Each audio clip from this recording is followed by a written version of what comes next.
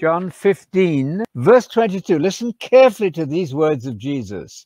He said to the Pharisees who were opposing him in his day, "If I had not come and spoken to them, they would not be guilty of sin. But however, now that I've spoken to them, they have no excuse for their sin." The same thing is said down there in verse 24. If I had not done among them all the works that no one else did, they wouldn't be guilty. I hope you'll see the sliding scale. God is a very just God. He's a just judge. He expects us to do well. The bar, I would say, is very high throughout the Bible, but it's not impossible. So you cannot be judged for what you couldn't possibly know.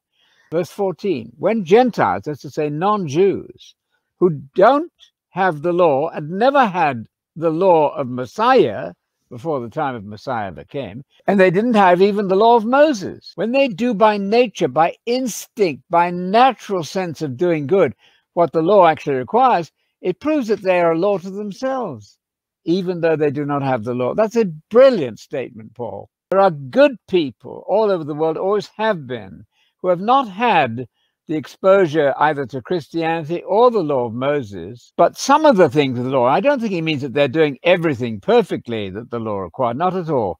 But they have an instinct to do right in some areas. So that then is the standard by which they would be judged.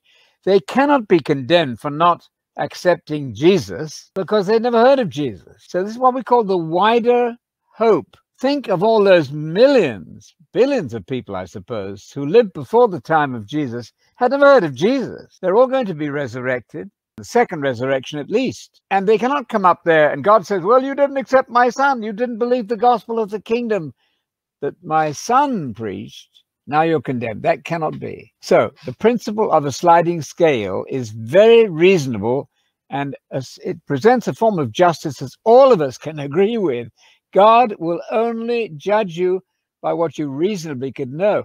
That's why James said the teachers of the Bible now are more responsible than others. They have a better opportunity of getting the truth of the Bible by being teachers. Therefore, they're going to be held more responsible. Same sliding scale.